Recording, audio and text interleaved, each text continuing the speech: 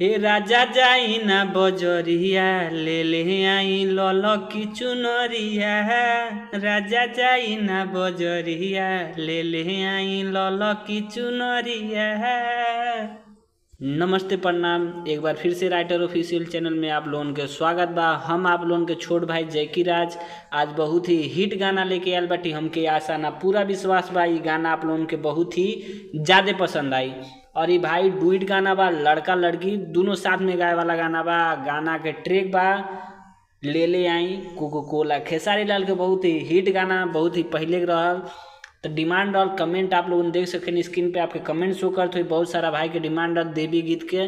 तो आप लोगों के डिमांड पे गाना आ गया बा। जे भी भाई के गावल चाहता बिल्कुल गा सकता, बिल्कुल फ्री गाना बा। चलिए बिना टाइम वेस्ट कर शुरू कर जाए आज के वीडियो देखल जाए कैसन बा। अगर आप राइटर ऑफिशियल चैनल पे नया हैं तो राइटर ऑफिशियल चैनल के सब्सक्राइब कर लिए। कहें कि आप लोग फालतू चैनल बहुत सारा सब्सक्राइब कर लो, ये आपके काम के चैनल है तो ये चैनल के आप लोग सब्सक्राइब करनी। तो चलिए बिना टाइम वेस्ट कर शुरू कर जाए आज के वीडियो। तो सबसे पहले लड़का बोलेगा कि नरियल कपूर अगरबत्ती ये धनी बोल न का बाटे औरी हो कमी आए। हाँ हाँ नरियल कपूर अगरबत्ती ये धनी बोल न का बाटे औरी हो कमी। बड़ा भाग्य है हो माई दुलरिया, हो माई दुलरिया। लड़की बोलेगी हे राजा माही के भूलइल मुनहरिया। राजा जाई ना बजरिया ले ले आई लल की चुनरिया। राजा जाई ना बजरिया ले ले आई लल की चुनरिया। राजा जाई ना बजरिया ले ले आई लल की चुनरिया। आप लोगों के मुखड़ा कैसन लागल प्लीज़ कमेंट करके जरूर बताइए। चलिए बिना टाइम वेस्ट करे शुरू कर जा।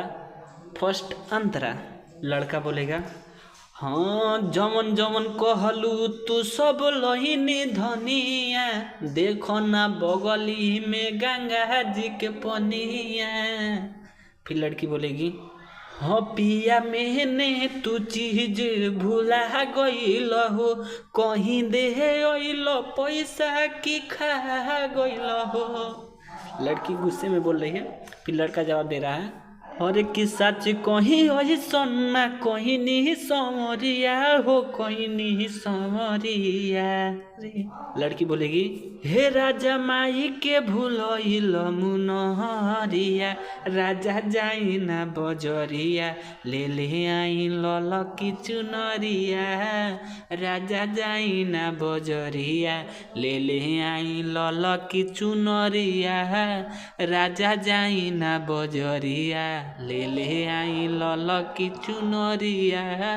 तो चलिए चल जा लास्ट अंतरा के तरफ। आप लोगों के कमेंट शो कर तो शरण भाई कमेंट कर भाई के हमारा नाम आवे के चाहिए। भाई के नाम भाई वीडियो में गाना में नाम है भाई के। अगर आप भी चाहते हैं कि गाना में आपके भी नाम है आप नाम कमेंट करिए। आपके भाई के बाद बाकी आपके डिमांड पे आपके नाम जरूर आई। अगर आपके और कोनो डिमांड होकर डिमांड कमेंट करी। ये चैनल के ये नियम बा जे भी कमेंट करल आपके डिमांड पे गाना आवाला। तो चलिए और भी भाई के डिमांड रहा आप लोगों की स्क्रीन पे शो करत हो। एगो भाई को और डिमांड बा वो अगला वीडियो में आई। अगर आप भी कोनो डिमांड हो कमेंट करिए। अगर राइटर ऑफिशियल चैनल पे हम नया है तो राइटर ऑफिशियल चैनल के आप लोग सब्सक्राइब करें। काहे कि आप लोगों के डिमांड पे पर गाना हमेशा आवत रहला। और जे भी भाई हमसे पर्सनल सॉन्ग लिखवाल चाहते स्क्रीन पे नंबर शो करते हो 8756090687। ये हमारा पर्सनल नंबर बा। आप कॉल करके व्हाट्सअप भी करके अपन गाना लिखवा सकनी।